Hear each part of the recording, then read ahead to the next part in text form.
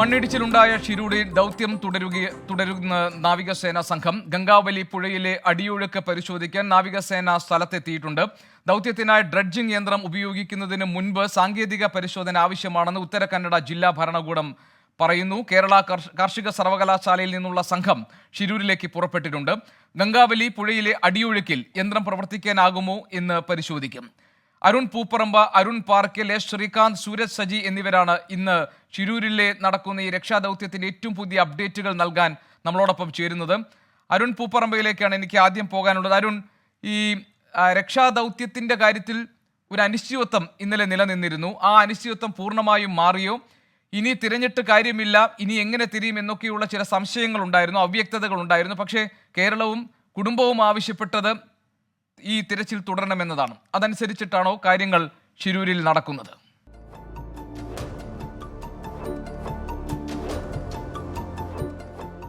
ഗോപികൃഷ്ണൻ, തീർച്ചയായും ഈ തെരച്ചിൽ ഇന്നലെ താൽക്കാലികമായി അവസാനിപ്പിക്കുമ്പോൾ ജില്ലാ ഭരണകൂടം പറഞ്ഞ രണ്ട് കാരണങ്ങൾ, അതിലൊന്ന് ഈ ശക്തമായിട്ടുള്ള അതായത് ഈ പ്രതികൂലമായിട്ടുള്ള കാലാവസ്ഥയും അതോടൊപ്പം തന്നെ പുഴയിലെ അടിയൊഴുക്ക് ശക്തമായി തുടരുന്നതുമാണ്.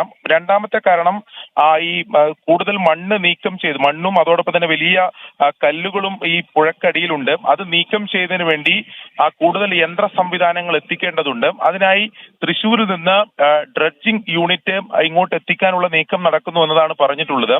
എന്നാൽ അതുമായി ബന്ധപ്പെട്ട് നിലവിൽ നിലനിൽക്കുന്ന ഒരു അവ്യക്തത എന്നുള്ളത്, ഈ തൃശ്ശൂരിൽ നിന്ന് എത്തുന്ന ഡ്രഡ്ജിംഗ് യൂണിറ്റ് ശക്തമായിട്ടുള്ള ഈ കുത്തൊലിപ്പിൽ, അതായത് ഗംഗാവലി പുഴയിലെ അടിയൊഴുക്കിൽ അത് എത്രത്തോളം പ്രവർത്തിപ്പിക്കാൻ പറ്റുമെന്ന സംശയമുണ്ട്. അത് അവിടെ സ്റ്റാൻഡ് ചെയ്തുകൊണ്ട്, അതായത് പുഴയിൽ സ്റ്റാൻഡ് ചെയ്തുകൊണ്ട് ഇത് മണ്ണ് നീക്കം ചെയ്യുക നിലവിൽ ഈ നിലവിലെ അടിയൊഴുക്കിൽ സാധ്യമല്ല എന്നതാണ് അതിന്റെ സാങ്കേതിക വിദഗ്ധർ പറയുന്നത്.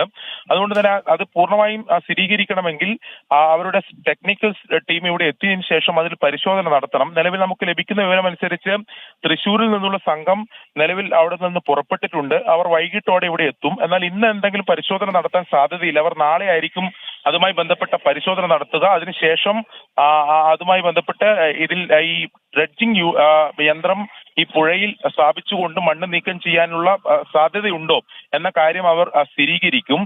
എന്തായാലും അതിനുള്ള കാത്തിരിപ്പാണ്. നിലവിൽ മറ്റ് രക്ഷാപ്രവർത്തനം ഒന്നും ഇവിടെ നടക്കുന്നില്ല. നിലവിൽ നേവി സംഘം ഇവിടെ എത്തിയിട്ടുണ്ട്. അവർ എത്തിയത് പുഴയിലെ അടിയൊഴുക്ക് പരിശോധിക്കുന്നതിന് വേണ്ടിയാണ്. പുഴയിൽ ഇന്നലെയൊക്കെ 6 നോട്ട് വരെയായിരുന്നു അടിയൊഴുക്ക് ഉണ്ടായിരുന്നത്. എന്നാൽ കഴിഞ്ഞ 2 ദിവസമായി ഷിരൂരിലും പൊതുവെ ഈ മേഖലയിലെല്ലാം മഴ മാറി നിൽക്കുന്ന സാഹചര്യമുണ്ട്. ഇന്നലെയും തെളിഞ്ഞ കാലാവസ്ഥയുണ്ട്. ഇന്നും രാവിലെ ഇതുവരെ മഴ പെയ്തിട്ടില്ല. അതുകൊണ്ട് തന്നെ അനുകൂലമായിട്ടുള്ള ഈ കാലാവസ്ഥയിൽ പുഴയിലെ അടിയൊഴുക്ക് കുറയുമോ എന്നതാണ് അവർ പരിശോധിക്കുന്നത്. അങ്ങനെയാണെങ്കിൽ ഈ രക്ഷാപ്രവർത്തനം പുനരാരംഭിക്കാനുള്ള സാധ്യത അവർ തേടും എന്നതാണ് ഈ ഘട്ടത്തിൽ മനസ്സിലാക്കുന്നത്. അതോടൊപ്പം തന്നെ കോസ്റ്റ് ഗാർഡിന്റെ ഒരു സംഘം ഈ പുഴയോരത്തും ഈ പുഴ സംഗമിക്കുന്ന കടൽ തീരങ്ങളിലും അവർ പരിശോധന നടത്തുന്നുണ്ട്. അവർ ഈ 3 പേരെയാണ്, അർജുൻ ഉൾപ്പെടെ 3 പേരെയാണ് നിലവിൽ കണ്ടെത്താനുള്ളത്. അതിനുവേണ്ടി ഈ പുഴയോരത്ത് ഉൾപ്പെടെയുള്ള പരിശോധന അവരും നടത്തുന്നുണ്ട്. നിലവിലും ഈ രക്ഷാപ്രവർത്തനം ഈ ഗംഗാവലി പുഴയിൽ ഇറങ്ങിയുള്ള പരിശോധന ഇന്നുണ്ടാകില്ല അല്ലെ? തീർച്ചയായും ഗോപികൃഷ്ണൻ, ഗംഗാവലി പുഴയിൽ ഇറങ്ങിക്കൊണ്ടുള്ള തെരച്ചിൽ നടപടികൾ എന്തായാലും ഇന്നുണ്ടാവില്ല. ഈ അടിയൊഴുക്ക് പരിശോധിക്കുന്ന നടപടി മാത്രമേ ഇന്നുണ്ടാവുകയുള്ളൂ. നേവി സംഘം അതിനുവേണ്ടിയാണ് ഇവിടെ എത്തിയിട്ടുള്ളത്. അവർ ഇതിനകം തന്നെ ആ പരിശോധനകൾ ആരംഭിച്ചു എന്നതാണ് നമുക്ക് മനസ്സിലാക്കാൻ സാധിക്കുന്നത്. നിലവിൽ മാധ്യമപ്രവർത്തകർക്ക് ഇന്നും അങ്ങോട്ട് നിലവിൽ പ്രവേശനം അനുവദിച്ചില്ല. ഒരുപക്ഷെ അല്പസമയത്തിനകം ഒരു സമയ ക്രമീകരണം അനുസരിച്ച് അങ്ങോട്ട് കടത്തിവിടാനുള്ള സാധ്യതയുണ്ട് എന്നതാണ് നമ്മൾ ഇപ്പോൾ ഈ ഘട്ടത്തിൽ മനസ്സിലാക്കുന്നത്. ശരി, ഞാൻ വരാം. തൃശ്ശൂരിൽ നിന്ന് സൂരജ് സജി നമ്മളോടൊപ്പം ചേരുന്നുണ്ട്. സൂരജ്, കേരള കാർഷിക സർവകലാശാലയിൽ നിന്നുള്ള വിദഗ്ധരുടെ സംഘം ഷിരൂരിലേക്ക് പുറപ്പെട്ടു എന്ന വിവരം നമ്മുടെ കയ്യിലുണ്ട്. അവരുടെ സാങ്കേതിക പരിശോധനയ്ക്ക് ശേഷം മാത്രമേ ഡ്രഡ്ജർ ഉപയോഗിക്കാൻ കഴിയൂ എന്നാണ് ഉത്തര കന്നഡ ജില്ലാ ഭരണകൂടം അറിയിക്കുന്നത്. ഡ്രഡ്ജർ എപ്പോഴാണ് സ്ഥലത്തെത്തിക്കുക? ഈ സാങ്കേതിക വിദഗ്ധരുടെ പരിശോധന എന്നത് എപ്പോൾ പൂർത്തിയാകും? ഈ തൃശ്ശൂരിൽ നിന്ന് പുറപ്പെട്ട വിദഗ്ധ സംഘത്തിന്റെ യാത്ര സംബന്ധിച്ചിട്ടുള്ള ഏറ്റവും പുതിയ വിവരം എന്തൊക്കെയാണ്?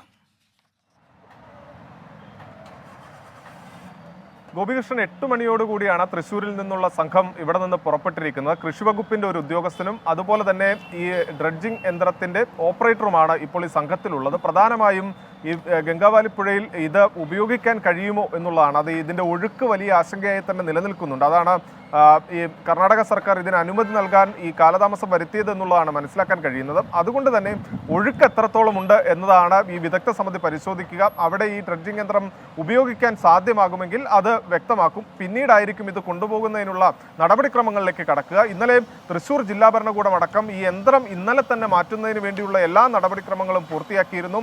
തൃശൂർ ജില്ലാ കളക്ടർ ഇന്നലെ ഈ എൽത്തുരുത്തിലാണ് നിലവിൽ ഈ ഡ്രഡ്ജിംഗ് യന്ത്രമുള്ളത്. അവിടെ എത്തി ഈ യന്ത്രത്തിന്റെ പരിശോധനകളെല്ലാം പൂർത്തിയാക്കി കൊണ്ടുപോകുന്നതിനുള്ള ലോറി അടക്കം സജ്ജീകരിച്ചിരുന്നു. പക്ഷേ ഒരു അന്തിമ അനുമതിയിലേക്ക് കടന്നില്ല. പകരം കർണാടക സർക്കാർ ആവശ്യപ്പെട്ടത് ഇതിന് ഈ സാധ്യതയുണ്ടോ, എത്രത്തോളം അവിടെ ഒരു രക്ഷാപ്രവർത്തനത്തിന് ഈ യന്ത്രം സാധ്യമാകും എന്നത് സ്ഥിരീകരിക്കണം എന്നുള്ളതാണ്. അതിൽ പ്രധാനമായും പറയേണ്ടത് ഈ യന്ത്രം അവിടെ ഉപയോഗിക്കാമെന്ന് ഒരു നിർദ്ദേശം വെച്ചത് അത് കേരളമാണ്. ഇത്തരത്തിൽ ഒരു യന്ത്രമുണ്ട്, ഒരു ഡ്രഡ്ജിംഗ് യന്ത്രമുണ്ട്, അത് വേണമെങ്കിൽ അവിടെ ഉപയോഗിക്കാമെന്നൊരു നിർദ്ദേശം കേരളമാണ് മുന്നോട്ട് വെച്ചത്. അതുകൊണ്ട് തന്നെ ഇവർ പറയുന്നത് അവിടെ എത്തി പ്രാഥമികമായ ഒരു പരിശോധന നടത്തുക, അതിനുശേഷം ഈ രക്ഷാപ്രവർത്തനം സാധ്യമാകുമെങ്കിൽ മാത്രം ഈ ഡ്രഡ്ജിംഗ് യന്ത്രം അങ്ങോട്ടേക്ക് എത്തിക്കുക എന്നൊരു നിർദ്ദേശമാണ് കർണാടകയുടെ ഭാഗത്തു നിന്നുണ്ടായിട്ടുള്ളത്. എന്തായാലും കേരളത്തിൽ നിന്നുള്ള സംഘം അവിടെ എത്തി ഈ ഒഴുക്കായിരിക്കും പരിശോധിക്കുക. ഇന്നെന്തായാലും വൈകുന്നേരത്തോടു കൂടി മാത്രമാണ് സംഘം അങ്ങോട്ടേക്ക് എത്തുക. അങ്ങനെയാണെങ്കിൽ ഇന്ന് പരിശോധന നടക്കുമോ എന്നതിൽ നമുക്കൊരു വ്യക്തത കുറവുണ്ട്. എന്നാൽ പോലും ആ പരിശോധനയിൽ ഒരു പോസിറ്റീവായിട്ടുള്ള കാര്യം ഉണ്ടാവുകയാണെങ്കിൽ, അനുമതി ഉണ്ടാവുകയാണെങ്കിൽ അടിയന്തരമായി തന്നെ ഈ ഡ്രഡ്ജിംഗ് യന്ത്രം ഇവിടെ നിന്ന് മാറ്റും. അത് ലോറിയിൽ കയറ്റിയായിരിക്കും കൊണ്ടുപോകുക. അതിനുവേണ്ട എല്ലാ മുന്നൊരുക്കങ്ങളും